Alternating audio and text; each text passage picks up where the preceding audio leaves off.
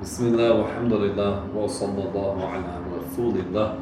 So brothers, we're in session 9. Today is September 3rd, 2019. Inshallah, just quickly, we're going to review what we talked about last week. Talking about Allah Ta'ala exists without being in a direction or place. We'll mention the proofs from Quran, from the Hadith, from the scholarly proof, meaning the different scholars, but one in particular we'll mention today, and the rational proofs.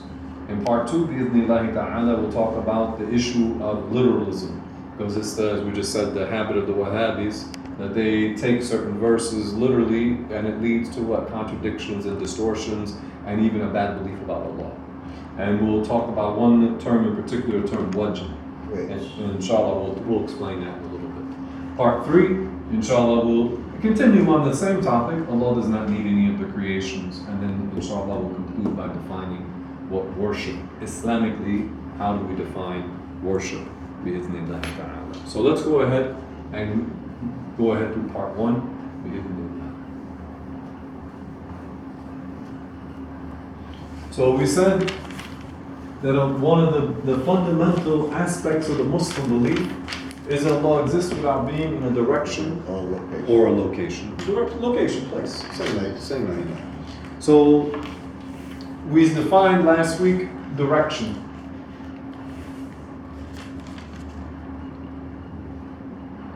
I'm not going to write it out, but what is the definition of direction? Comparison between the two positions of one. The comparison of the position Between the position of one or another. No. Well, that definition you said? No, specific? as it was Okay. last week, as we mentioned it last week. Comparison between the position of one spiritual entity, spatial entity, to the position of another spatial entity. No, that's it. Yeah. So the direction is a comparison of what? The location of two bodies or spatial entities, something that occupies space. So we said that direction is inapplicable to Allah. Why? Because Allah Ta'ala is not a spatial entity, and Allah Ta'ala exists without being in a place. And inshallah, we're going to go ahead and talk about the issue of Allah Ta'ala being clear of location. So we mentioned Allah, and it's same for direction. We mentioned the Quranic proof. What is the proof from Quran that Allah Ta'ala exists without being in a location?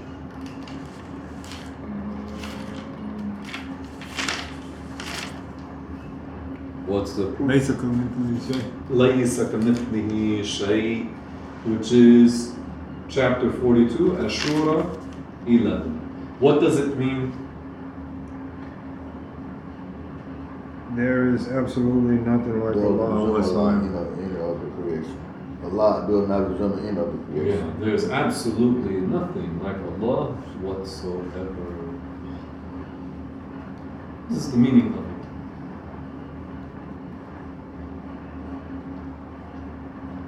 It's emphatic, carries the emphasis that Allah doesn't need anything. لَيْسَ كَمِثْلِهِ شَيْءٍ, nothing is like Him. But it means emphatically, absolutely, there's nothing like Allah Ta'ala. So from this verse, we know that Allah exists without direction or location. How? Because the verse does not say explicitly Allah exists without a place. But how is this verse a proof that Allah exists without direction or place?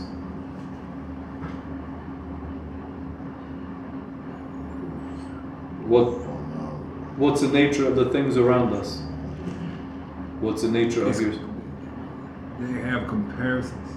Okay, well, related to this issue. What's the nature of the siwak? What's the nature of myself? What's the nature Occupying space. They all occupy space. And what does the verse tell us? There is absolutely nothing like Allah whatsoever. No. So since all of us, the door, the doorway, and on and on and on and on, all of these things are what? Objects, spatial entities, they occupy space. What do we know about the Creator? The Creator absolutely does not resemble any of the creations. Since the Creator doesn't resemble the creations, then space would not be one of the attributes of Allah, because space is one of the attributes of the creations. Is this clear? And also related to this is we mentioned chapter 112, verse 2, Allahu Samad. We didn't say it in this context, I don't think, last week. But Allahu Samad means Allah does not need any of the creations. We'll talk a little bit more about this topic a little bit. So, what's the nature of something that is in a location related to this issue? What's the nature of the thing that's in a location? It needs space, right? It's dependent upon space. So you could not fit the Mississippi River, the entirety of the Mississippi River inside this bottle. Why not? Because it needs more space. We said before, a few weeks ago, that you could not fit a full-grown adult blue whale in this room. It's a big room, but you couldn't fit it in here. Why? Because it requires it's a volume, it's a body, it's something that has dimensions, and it requires a space that it occupies. What do we know about Allah Ta'ala? Allah does not need any of the creation. So that's the proof. These are two proofs from the Quran. Inshallah, we'll talk a little bit about how the Wahhabis deal with this, because they don't understand it. But we'll go into some detail about that. Okay, and then we mentioned Quranic proof. What was the second source of proof for us? From the Hadith. What Hadith did we mention last week that's a proof that Allah Ta'ala exists without a place?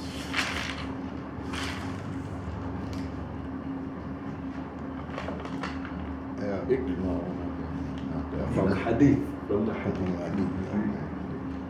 Allah was existing before. Yeah, that is a hadith that Allah was before Allah was and there wasn't anything else. But there was a specific hadith we mentioned. Specific hadith we mentioned about this. That hadith is also, you can use it, but I mentioned we're going to save that one for a little bit later.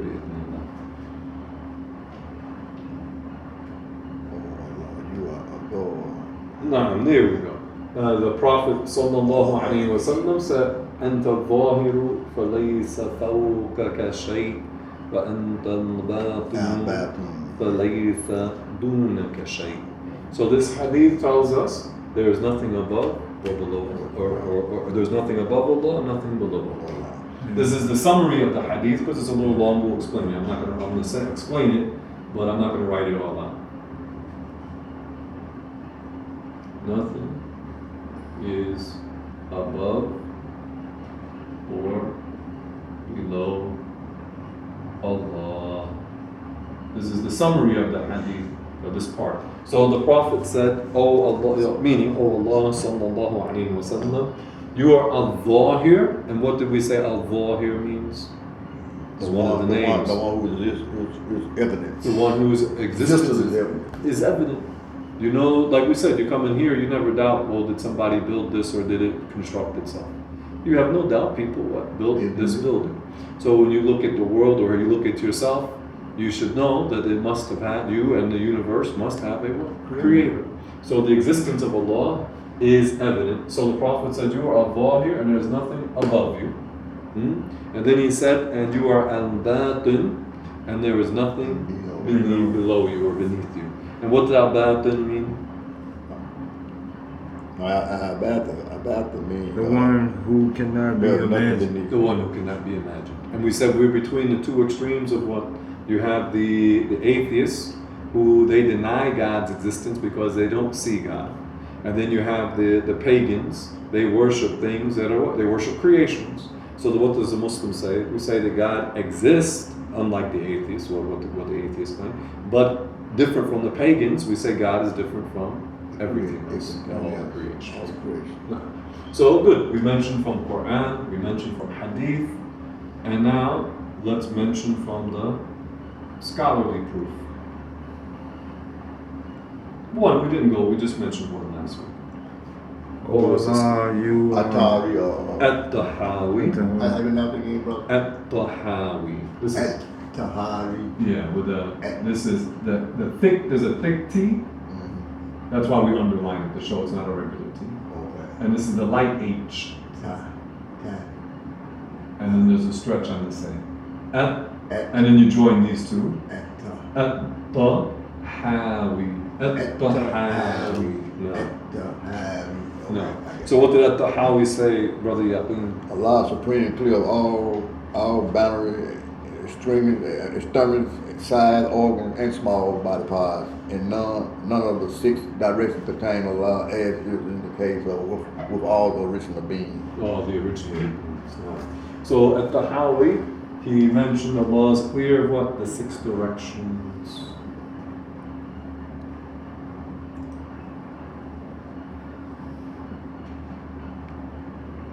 In summary, he mentioned what? Allah doesn't occupy space.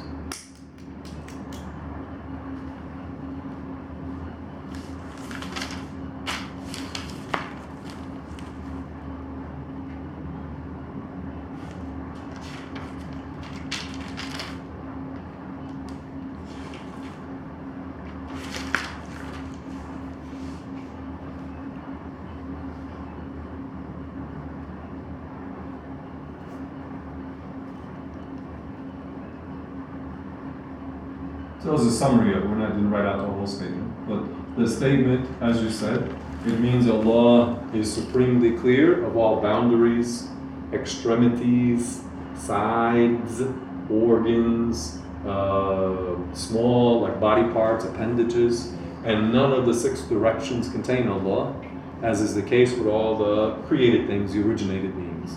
تعالى عن الحدود والغايات والأركان والأعضاء والأدوات لا تحويهم جهات 6 كثائر المبتدعات. So that's the same.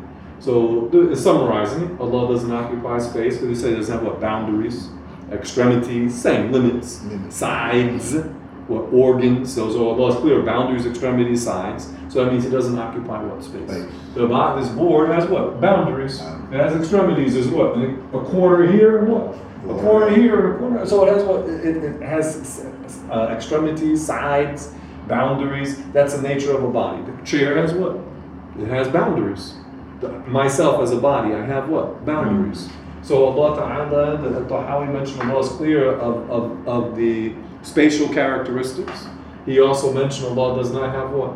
Body parts. And he said Allah is clear of the 6 directions. The 6 directions being what? Above, below, front, back, right, left. The Prophet, what did he say? Sallallahu Alaihi Wasallam. He said nothing is above Allah, nothing is beneath Allah, below Allah. That's the same, you can say it's the same meaning. Meaning directionality. The directions don't apply. And we mentioned one of the scholars, we mentioned the saying, summarizing it, that nothing is above Allah or below Allah.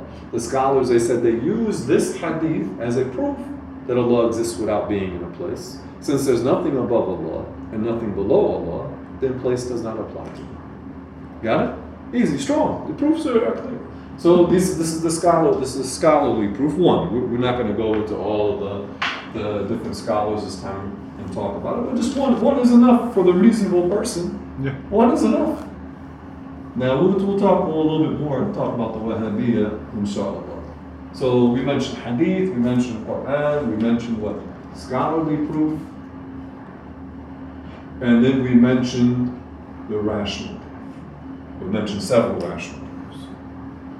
So we said from different points you can talk about Allah Ta'ala existing without a place. We mentioned how many types? We mentioned what? The proof from eternity or eternality. Eternality. Proof from non-neediness. Non-neediness. Good. And proof from non-resemblance. Yeah. Proof from eternality. Proof from non-neediness. Proof from non-resemblance. And proof from non-resemblance.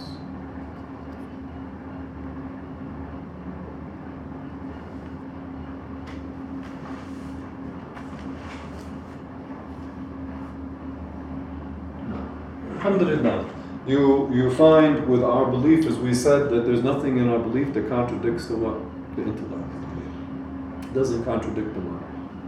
So when you look at the other religions, this is one of the main differences between Islam and other religions is that you look at the other religions, they don't fit with the mind. The intellect revolts against it. It revolts against it. You have people praying to idols, you have people praying to people, to the sun, the moon, etc. So the intellect revolts, it rejects this. As opposed to the Islamic belief, it completely fits with your mind. And alhamdulillah, as you start learning, you learn your aqidah, you learn how to think about more rationally, which helps you all through your daily life, how to think about in a logical way. You're not just, people just living on impulses, just going off of their feelings. So the religion trains us to think in a logical, clear way. So now let's go ahead through these 3 proofs. So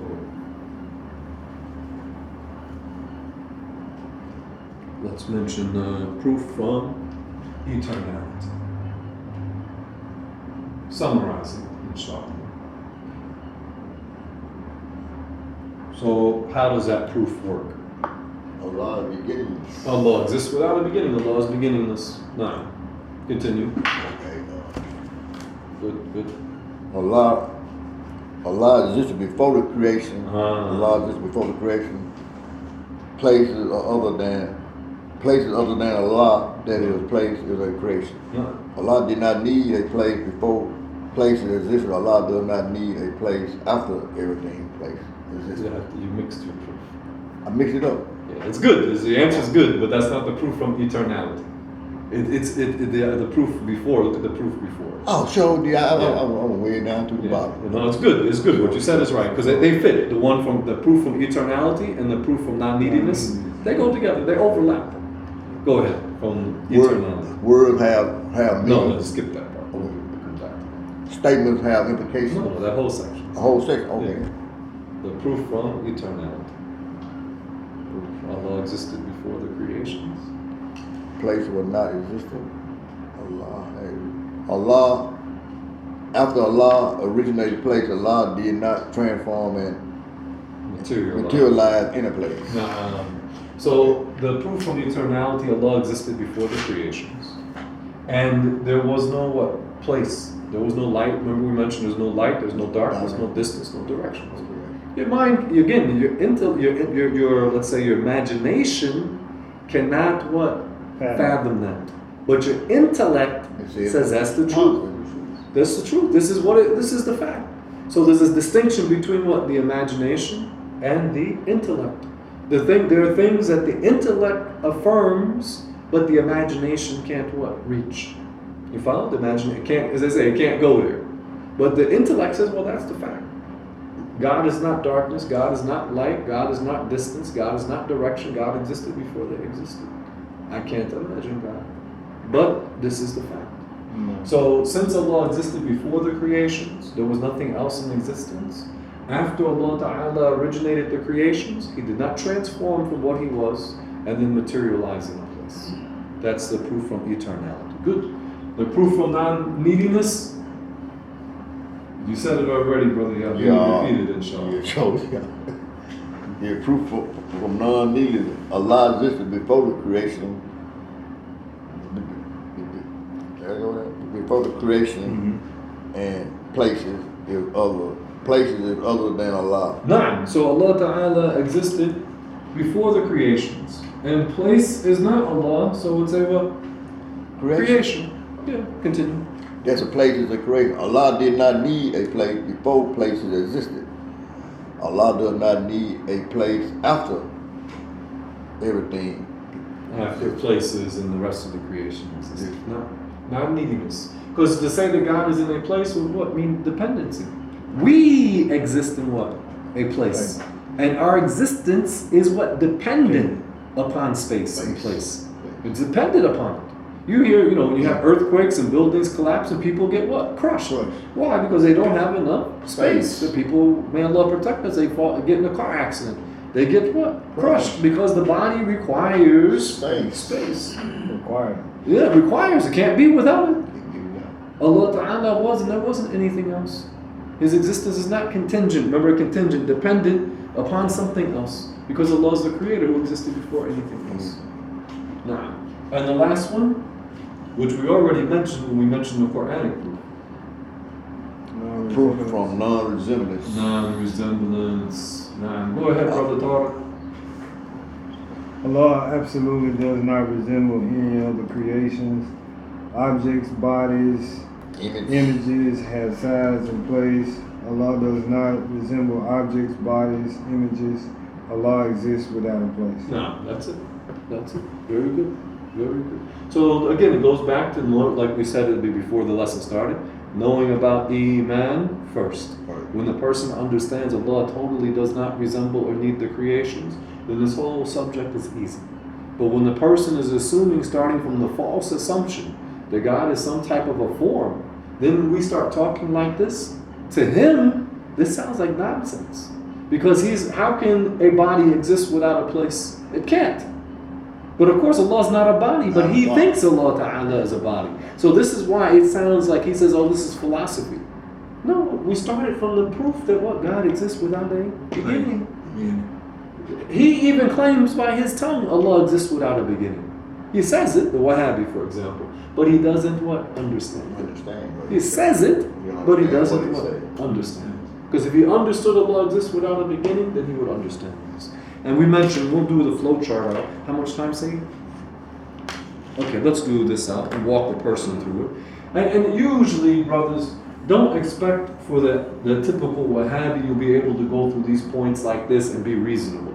You won't. But this is just to know this Aqidah. And also when you talk to other people who are not Wahhabis, people who, non-Muslims, have never heard this talk. Muslims, but they never learned details. They never thought about these things deeply. And then you explain that to them, that may make them want to get hungry to learn this knowledge. Because they'll be like, wow, this is profound. So let's go through and mention the chart, inshallah.